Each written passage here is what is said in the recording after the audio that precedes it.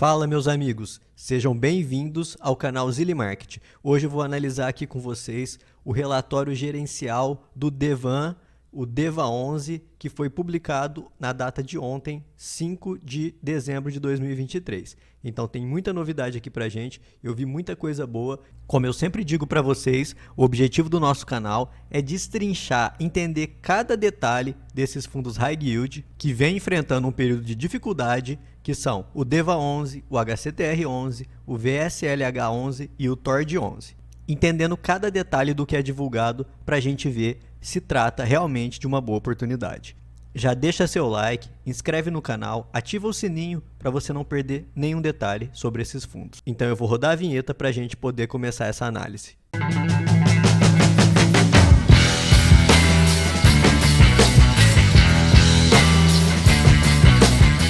Bom, pessoal, analisando aqui o relatório gerencial do mês de outubro, publicado em dezembro, né? Então, o que a gente já vê de cara aqui, ó? Primeira coisa que a apuração dos rendimentos leva em consideração a quantidade de dias úteis no mês. Em outubro, houve 21 dias úteis. E agora, no próximo pagamento de dividendos, né, em novembro, eles vão contar com 20 dias úteis. Então, um dia a menos na conta.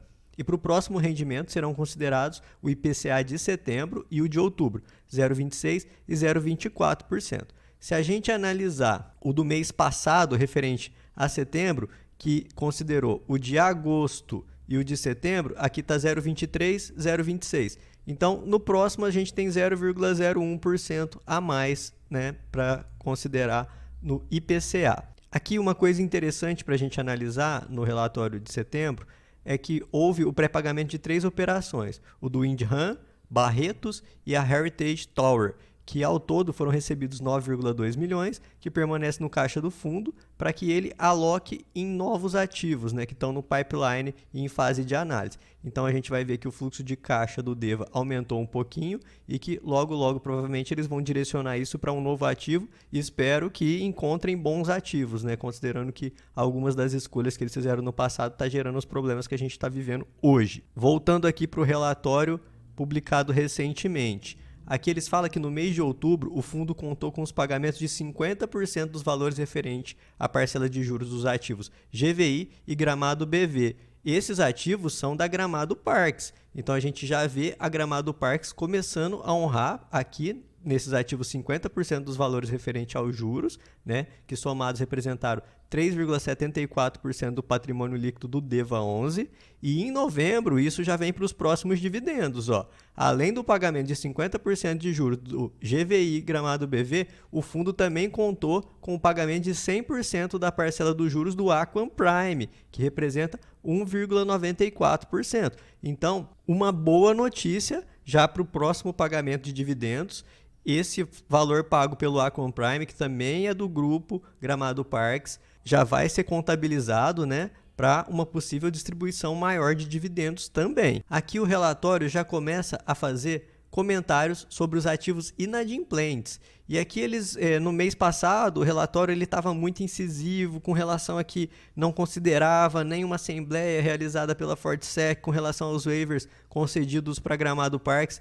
Nesse relatório aqui, eles continuam incisivos com algumas questões, mas já aceitando outras questões, até porque começou a ter pagamento de alguns, né? Então, eles começaram a mudar um pouco a postura, mas continua atacando muito a Fortsec ainda, como a gente vai ver. Então, aqui eles colocam pagamentos em dia 43,6%, pagamentos em prazo de carência 30,9% e inadimplentes 11,1%. Essa conta aqui não bate, né? Porque se a gente for analisar 43,6 mais 30,9 mais 11,1, a gente chega somente a 85% da totalidade. Quando eles divulgaram no mês passado, no último relatório, aqui ó, no finalzinho, eles demonstram o que estava em pagamentos em dia, que estava sendo considerado 58%, mais o que estava no prazo de carência, que era 20,3%. A gente vê que o prazo de carência aumentou ali, porque agora eles estão aceitando alguns títulos da Gramado Parques como em carência. Aqui, nesse último relatório do mês passado, eles consideravam todos do Gramado Parques como inadimplentes, que aí estava 15,7%, mais 6% que estava em renegociação. Então aqui a gente chegava a 100% da carteira. Do jeito que eles fizeram esse mês, eu não entendi muito bem o porquê que está faltando um percentual aqui, mas provavelmente esse percentual que está faltando, esses 15%, ele estaria aqui nos pagamentos em dia, né? Então, provavelmente eles deixaram de incluir aqui. Lembrando também que eles não incluíram nos inadimplentes. Então, vamos dar uma resumida aqui nos status dos ativos em carência de pagamento que o DEVA tem. Isso daqui é muito importante para a gente saber quando os dividendos podem voltar a aumentar, né? Então aqui a gente vê do grupo Gramado Parques, GPK2 e Brasil Parques A e B, correspondente a pouco mais de 5%, né? Com waiver até julho de 2024. E no prazo de julho de 2024 a gente vê esse loteamento NG30 também, com waiver, uma carência parcial, né, até julho de 2024. Agora a parte mais robusta da carteira que está em processo de waiver, a gente vê o Hope, que corresponde a 9,08% até dezembro, One Holding, 6,53% dezembro de 2023, Circuito de Compras, 5,84% dezembro de 2023 e o loteamento Goiás, 2,73% da carteira até dezembro de 2023 também. Então, DEVA conta atualmente com 30,9% da carteira em waiver.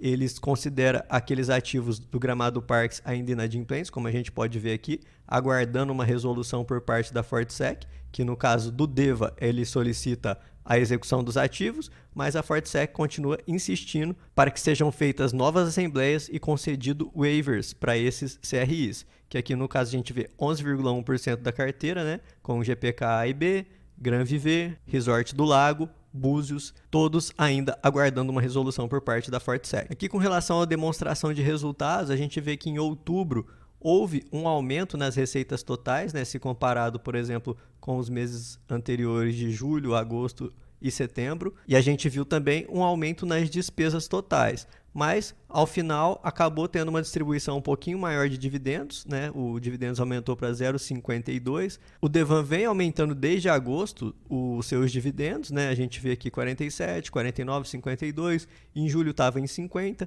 Então, ele vem girando desde julho nessa faixa de 50 centavos.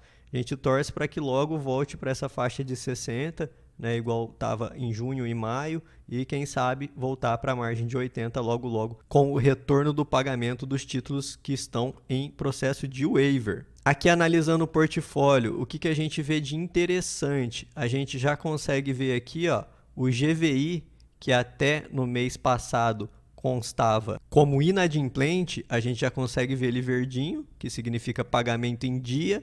E, mesma coisa, a gente vê o Aquan Prime, que também constava como inadimplente e agora já está aqui verdinho. Boas perspectivas de recuperação dos dividendos aqui por parte do DEVA. A gente vê a carteira melhorando, né? Ativos que estavam inadimplentes passaram a se tornar adimplentes e agora a gente já está em dezembro. Nesse mês acaba a concessão de waiver para muitos CRIs que correspondem a aproximadamente 20% da carteira. Então a gente está num período muito importante para o DEVA 11 na questão de recebimento dos juros e isso pode refletir logo num aumento considerável dos dividendos e na cota do fundo. Por fim, mais dois fatos relevantes que a gente pode ver. Aqui a gente pode ver o caixa do fundo, né, 6,5%. Se a gente analisar com o relatório passado, na questão do caixa estava 6,1%, que é justamente aquilo que a gente falou. Esse recurso aqui, provavelmente, o fundo está destinando para a aquisição de um novo ativo para gerar mais renda no futuro para o seu investidor. E aqui na parte de andamento das obras, a gente consegue ver que a maioria das obras já estão concluídas, isso é muito bom. A média da carteira é de 93%, que é considerado baixo risco de performance de obras. A gente vê aqui, ó, Resort do Lago. Resort do Lago, ele é um ativo, é uma equity do TORD 11. A gente vê ele 86% concluído. E aqui a maior preocupação está no Aquan Prime, que ele é ligado ao grupo Gramado Parques. Mas como eu já mostrei para vocês em vídeo anterior, o Aquan Prime ele já foi retomado recentemente. Essa notícia de 4 de dezembro mostra que o Gramado Parques retomou a obra no Resort Aquan, em Foz do Iguaçu. Então, provavelmente, esse 20% aqui logo vai subir um pouquinho, né? Porque foram retomadas as obras e isso vai beneficiar a média da carteira também do DEVA 11. Com relação à carteira vendida, a gente vê uma média de 84%, o que já demonstra a maturidade da carteira. Uma boa notícia também para o DEVA 11. Por isso, eu acredito que a recuperação do DEVA é muito provável. Aqui a gente não faz recomendação de investimento, mas analisando a questão das obras já concluídas e da carteira vendida, a gente vê uma maturidade na carteira do DEVA 11, e com o término da concessão de waiver para esses CRIs que necessitaram, acredito que pode ser sim que o DEVA 11 tenha uma boa retomada no seu pagamento de dividendos e na sua arrecadação. Bom, pessoal, como eu sempre digo para vocês, o intuito do nosso canal aqui é ser especializado em analisar esses fundos, em prever se a situação deles está melhorando, está piorando. Aqui a gente viu nesse último relatório boas notícias para o DEVA 11. Isso provavelmente vai se refletir no Versalhes, no Hectare, no Tord. Então eu vou continuar analisando com vocês esses fundos descontados para a gente ver se é sim o caso de uma oportunidade. E eu peço para você, se você gostou desse vídeo, deixa seu like, inscreve no canal, compartilha, vamos acompanhar junto esses fundos até a recuperação. Um abraço.